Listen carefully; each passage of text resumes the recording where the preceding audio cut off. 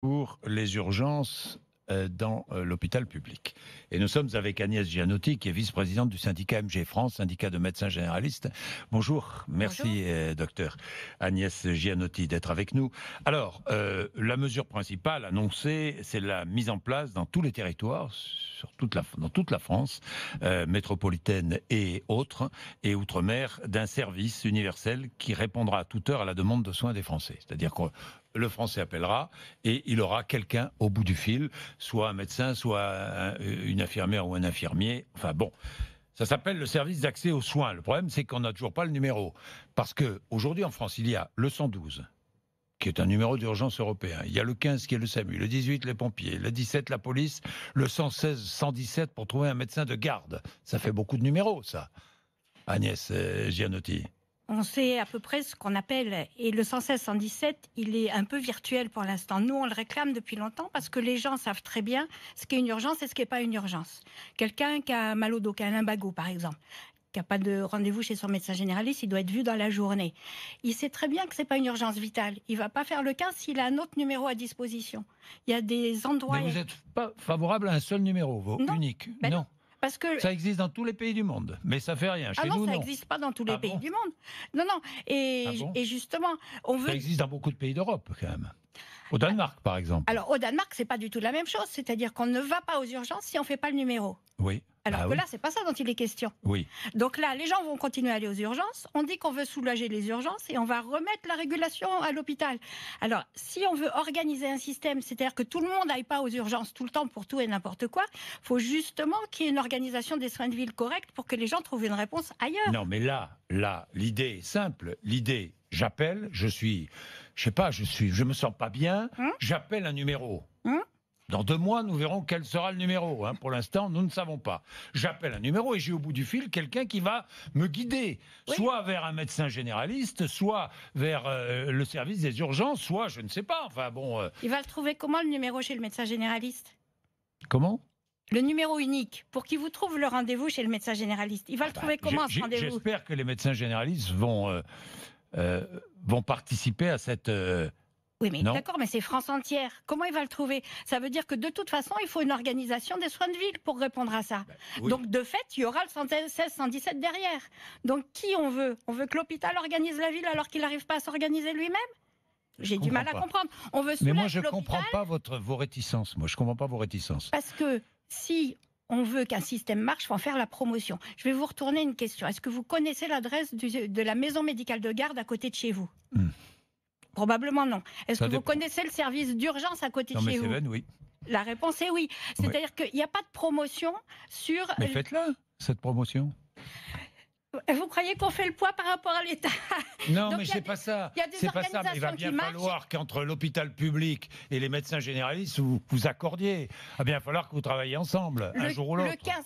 Le 15, c'est un numéro fondamental. Quand il y a une urgence vitale... SAMU. Le SAMU, tout le monde ne va pas appeler le 15. Toutes les urgences ne sont pas vitales. Mais c'est pour ça, le 15 marche quand le décroché est rapide. Si on embouteille le 15 avec des lumbagos et des angines, le décroché sera de moins en moins rapide. Il ne s'agit pas d'embouteiller, il s'agit d'avoir un nouveau numéro. Vous pensez que ça ne sera pas le 15, vous pensez que ça ne sera pas l'hôpital? Je ne sais pas quel est le numéro qui sera mis en place. Et pourquoi ce sera le 15? Parce qu'il y a déjà toute une organisation. Et ça, là, on parie. Bon, on verra. Mais vous demandez quoi? Je comprends pas. Nous, on est en train de s'organiser. Il n'y a jamais eu d'investissement sur la médecine de ville depuis 60 ans, alors qu'elle a eu lieu à l'hôpital. Médecine de ville, le samedi à midi, il n'y a plus de médecins. On ne trouve plus de médecins. Pardon. Alors, la majorité des appels qui vont aux urgences et des visites aux urgences, c'est aux horaires d'ouverture des cabinets. Donc, il ne faut déjà pas mélanger justement ce qu'on appelle la demande de soins non programmés et la permanence de soins ambulatoires. Je vous parle des maisons médicales de garde. Ça, c'est le sujet dont vous me parlez. C'est la permanence de soins ambulatoires. Elle existe sur le territoire. Encore faut-il qu'elle soit connue. Là, c'est un autre sujet. C'est quelqu'un qui a besoin de consultation dans la journée et pour un lumbago, une angine ou ce que je sais. Donc, c'est un autre sujet. Et donc, on est en train de s'organiser pour ça. Donc, Ça commence, l'organisation commence. Encore faut-il pour qu'un système marche qu'on en fasse la promotion. Si on renvoie tout à l'hôpital, je ne vois pas du tout comment ça peut désaturer l'hôpital de renvoyer tout à l'hôpital. Bon, il est 8h16, vous allez m'expliquer ce que vous souhaiteriez. 8h, parce que je n'ai pas encore très bien compris. 8h16, nous sommes ensemble sur RMC Découverte, à tout de suite. RMC. Des hommes visionnaires. Gustave Eiffel, il imagine un pylône intérieur, exactement comme un pylône de pont. Entrée dans les coulisses d'un projet exceptionnel, la Statue de la Liberté géant à la française, demain à 20h55 sur RMC Découverte, Canal 24. Là, on est au cœur de l'Australie.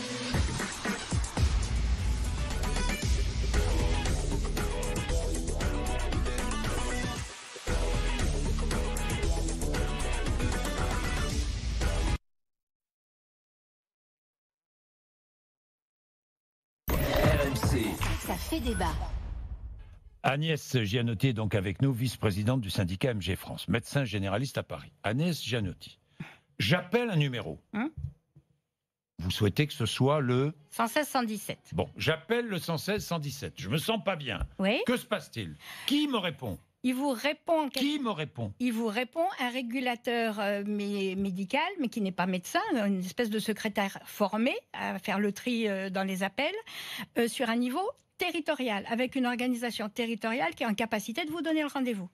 De vous dire, votre médecin est débordé, mais il y a le docteur machin qui travaille dans la même communauté professionnelle territoriale de santé qui peut vous recevoir. Oui. Voilà. Quelle que soit l'heure du jour et de la nuit. Vous mélangez deux choses. Ça, c'est aux horaires d'ouverture. Attendez, je finis. Je finis dans la journée. C'est la majorité des appels, c'est la majorité des visites aux urgences, d'accord? Et dans les horaires hors horaires d'ouverture, il y a les maisons médicales de garde et la permanence de soins ambulatoires. Donc je suis renseigné. Voilà. Donc je suis renseigné. Donc je ne vais plus aux urgences. Voilà. Et vous embouteillez pas le 15, parce que le 15, c'est pour les urgences vitales. Pourquoi est-ce que ce n'est pas en place? C'est bien ce que propose là, non? C'est bien ce que propose Agnès Buzyn ou pas? Ah ben je ne sais pas, parce qu'il y a un étage supplémentaire. Un service pour répondre à toute heure à la demande de soins des Français. C'est bien ça, non? Non, parce que ça régulera et le 15 et le 116-117. C'est un étage supplémentaire. Parce que là, ce que je vous dis, c'est un étage territorial. Celui qui répond à un niveau national, il va vous donner rendez-vous à Trifouilly-les-Oies, non? Mais vous savez que chaque patient a peur de mourir. Qu'est-ce qu'il fait? Il appelle le 15. Ben c'est pour ça. Donc ça va rajouter encore à l'embouteillage. Il a peur de mourir, mais s'il a mal au dos, il sait bien que c'est pas sa vie qui est en jeu. Il a un lumbago, c'est pas le 15.